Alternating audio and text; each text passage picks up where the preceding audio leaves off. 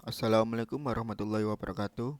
Saya Taufik Ahmad Irfandi, NIM 056 dari Prodi S1 Teknik Mesin. Di sini saya akan menjelaskan peraturan dan tata kelola K3 yang berisi Undang-Undang Nomor 1 Tahun 1970, UU RI Nomor 13 Tahun 2003 tentang Ketenagakerjaan, PP Nomor 50 Tahun 2012, ISO 45001 tahun 2018. Nah, kenapa sih ada K3? Tujuan dan maksud K3 sendiri adalah untuk menentukan standar yang jelas untuk keselamatan kerja bagi semua pekerja, sehingga mendapat perlindungan atas keselamatannya dalam melakukan pekerjaan untuk kesejahteraan hidup dan meningkatkan produktivitas, memberikan dasar hukum agar setiap orang atau selain karyawan yang berada di tempat kerja dijamin keselamatannya, dan setiap sumber daya perlu dipakai dan dipergunakan secara aman dan efisien.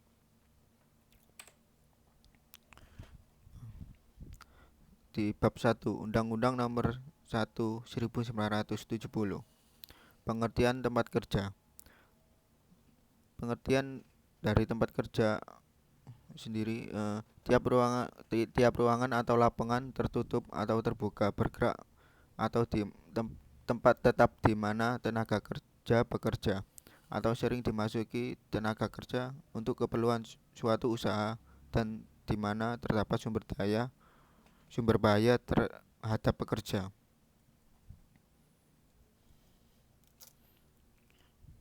Ya. Tujuan dari K3 sendiri adalah agar tenaga kerja dan setiap orang lainnya yang berada dalam tempat kerja selalu dalam keadaan selamat dan sehat, agar sumber produksi yang dipakai dan dapat digunakan secara efisien, agar proses produksi dapat berjalan tanpa hambatan apapun. Dasar-dasar hukum K3 itu ada 3. Yang pertama, Undang-Undang Dasar 1945 Pasal 5, Pasal 20 dan Pasal 27. Yang kedua, Undang-Undang Nomor 14 Tahun 1969 tentang ketentuan-ketentuan pokok mengenai ketenagakerjaan. Yang ketiga, Undang-Undang RI Nomor 13 Tahun 2003 tentang ketenagakerjaan. Ruang lingkup K3. Di dalam ruang lingkup K3, di dalam segala tempat kerja, baik di darat, di tanah, di permukaan air, di dalam air, di udara, yang berada di wilayah kekuasaan hukum Republik Indonesia. Salah satu ketentuan dalam ayat 1 tersebut berlaku dalam tempat kerja di mana dibuat, dicoba, dipakai, atau dipergunakan, seperti halnya mesin, pesawat, alat perkakas, peralatan, atau instalasi yang berbahaya atau dapat menimbulkan kecelakaan, kebakaran, atau peledakan. Dibuat, diolah, dipakai, dipergunakan, diperdagangkan, diangkut, atau disimpan bahan atau barang yang dapat meledak, mudah terbakar, menggigit, beracun, menimbulkan infeksi, bersuhu tinggi, dikerjakan pembangunan, perbaikan, perawatan, pembersihan, pembongkaran rumah, gedung, atau bangunan lainnya, termasuk bangunan pengairan, saluran, atau terowongan di bawah tanah, dan sebagainya, atau di mana dilakukan pekerjaan persiapan, dilakukan usaha pertanian, perkebunan, pembukaan hutan, pengerjaan hutan, pengelolaan kayu, atau hasil hutan lainnya, peternakan, perikanan, dan sebagainya. Apa syarat-syarat K3? Syarat-syarat K3 terdapat dalam pasal 3 ayat 1 yang berisikan arah dan sasaran yang akan dicapai.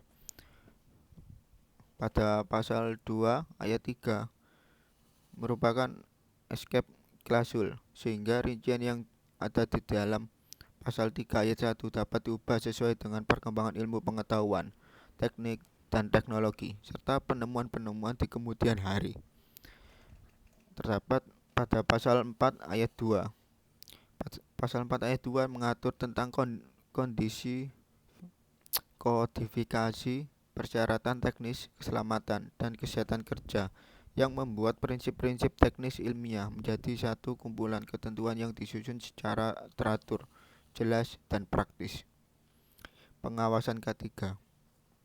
Direktur melakukan pelaksanaan umum terhadap UU Keselamatan Kerja, sedangkan pegawai pengawas dan ahli keselamatan dan kesehatan kerja ditugaskan menjalankan pengawasan langsung terhadap ditaatinya UU dan membantu pelaksanaannya. Pembina K3. Undang-Undang Keselamatan Kerja mengatur tentang kewajiban pengurus dalam melaksanakan keselamatan kerja di tempat kerjanya.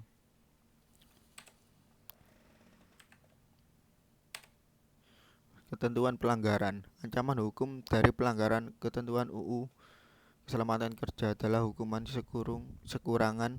kurungan selama-lamanya 3 bulan atau denda setidaknya Rp100.000. Proses pro justisia dilakukan sesuai dengan UU Nomor 8 Tahun 1981 tentang KUHP. Peraturan pelaksanaan. Peraturan pelaksanaan yang bersumber dari Veiligheid-Schriftlijnen VR 1910 berupa peraturan khusus yang masih diberlakukan berdasarkan pasal 17 UU Keselamatan Kerja. Yang kedua, peraturan pelaksanaan yang dikeluarkan berdasarkan UU Keselamatan Kerja sendiri sebagai peraturan organiknya.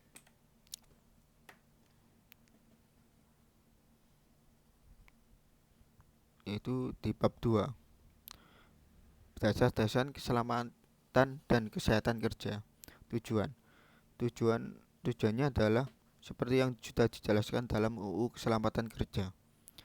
Tujuan ketiga adalah untuk mencegah dan mengurangi terjadinya kecelakaan dan penyakit akibat kerja, dan menjamin setiap tenaga kerja dan orang lainnya yang berada di tempat kerja mendapat perlindungan atas keselamatannya. Yang kedua, setiap sumber produksi dapat dipakai dan dipergunakan secara aman. Proses produksi dapat berjalan dengan lancar. Pengertian K3 sendiri yaitu secara praktis upaya pelindungan agar tenaga kerja selalu dalam keadaan selamat dan sehat selama melakukan pekerjaan di tempat kerja.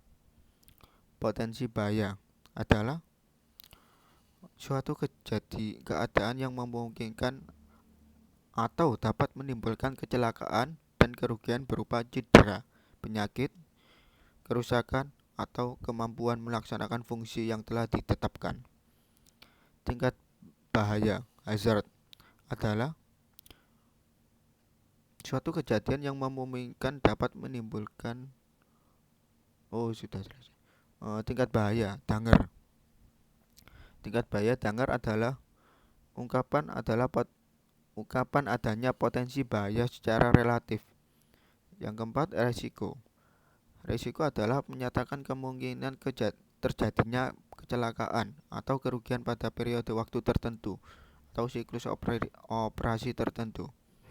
Insiden adalah kejadian yang tidak diinginkan yang dapat dan telah mengadakan kontrak dengan sumber energi melebihi nilai ambang batas badan atau struktur. Yang kelima, kecelakaan. Kecelakaan adalah suatu kejadian yang tidak diduga semula dan tidak dikehendaki yang mengacaukan proses yang telah diatur dari suatu aktivitas dan dapat menimbulkan kerugian baik korban, manusia, harta, benda.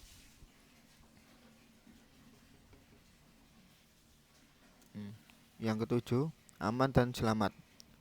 Aman dan selamat adalah kondisi tidak ada kemungkinan malapetaka, yaitu bebas dari bahaya. Yang kedelapan, tindakan tidak aman. Tindakan tidak aman adalah suatu pelanggaran terhadap prosedur keselamatan yang memberikan peluang terhadap terjadinya kecelakaan. Keadaan yang tidak aman adalah suatu kondisi fisik atau keadaan yang berbahaya yang memungkinkan dapat langsung mengakibatkan terjadinya kecelakaan.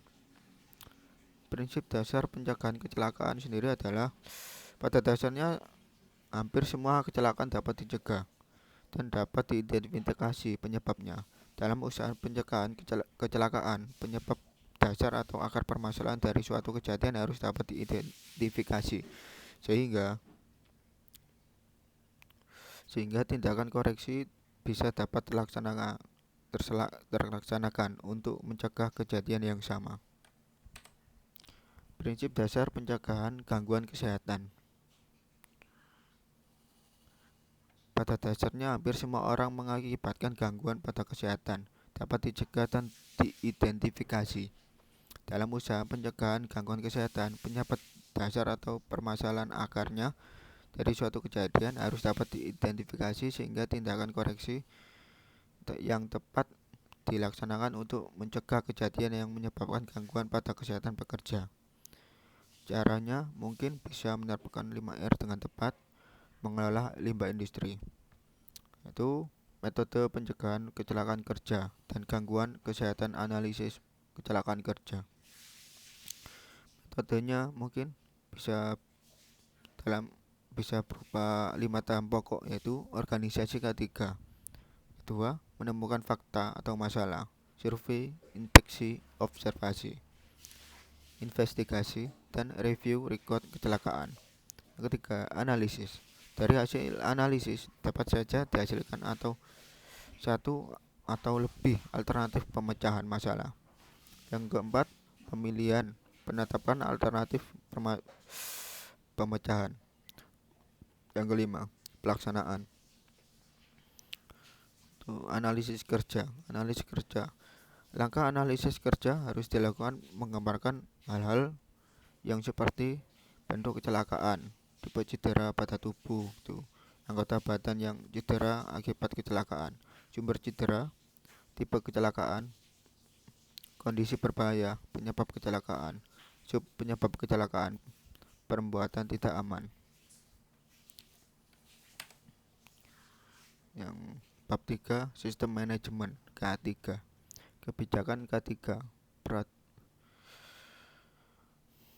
Kebijakan K3. Menurut Peraturan Menteri Tenaga Kerja Nomor per 05 garis miring Men garis miring 1996 disebutkan bahwa kebijakan keselamatan dan kesehatan kerja K3 adalah suatu pernyataan tertulis yang dibuat melalui proses konsultasi antara pengurus dan wakil tenaga kerja yang memuat keseluruhan tujuan perusahaan, komitmen, dan tekad melakukan K3, kerangka dan program kerja perusahaan yang bersifat umum dan operasional. Perencanaan K3. Perusahaan yang mampu mempekerjakan pekerja atau buruh paling sedikit 100 orang atau perusahaan yang mempunyai tingkat potensi bahaya tinggi. Penerapan K3 memperhatikan ketentuan-ketentuan perundang-undangan serta konservasi atau standar internasional. Perencanaan K3 harus dipertimbangkan dalam menyusun K3. Terus untuk pelaksanaan K3. Dalam pelaksanaan K3 harus didukung oleh sumber daya manusia di bidang K3, prasarana dan prasarana. Terus kompetensi dari sumber daya manusia tersebut dapat dibuktikan dengan sertifikat. Kewenangan di bidang K3, organisasi atau unit yang bertanggung jawab di K3. Terus instruksi pekerja juga. K3 harus melakukan kegiatan dalam pemenuhan proses kegiatan persyaratan K3 kegiatan.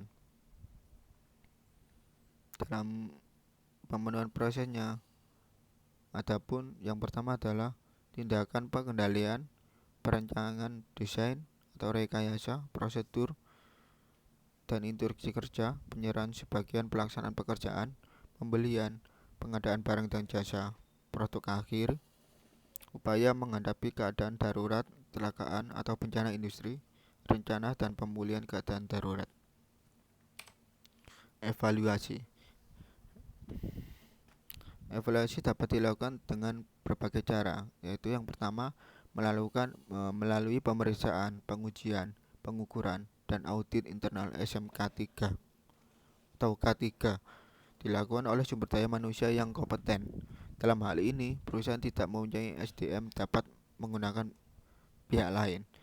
Hal pemantauan dilaporkan kepada pengusaha. Hasil tersebut digunakan untuk melakukan tindakan pengendalian.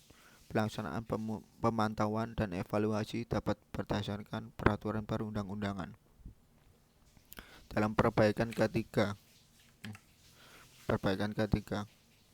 untuk menjamin kesuksesan dan efektivitas penerapan K3, dilakukan peninjauan terhadap kebijakan, perencanaan, pelaksanaan, pemantauan, dan evaluasi. Hasil peninjauan digunakan untuk perbaikan dan peningkatan kinerja. Perbaikan dan peningkatan kinerja dapat dilakukan dalam hal ini yang pertama, tindakan perubahan peraturan perundang-undangan, adanya tuntutan dari pihak yang terkait dan pasar, adanya perubahan produk dan kegiatan perusahaan, terjadi perubahan struktur organisasi perusahaan, adanya perkembangan ilmu pengetahuan dan teknologi, termasuk epidemiologi, adanya hasil kajian kecelakaan di tempat kerja, adanya pelaporan, adanya masukan dari pekerja. Ya, sekian presentasi dari kami. Saya akhiri. Wassalamualaikum warahmatullahi wabarakatuh.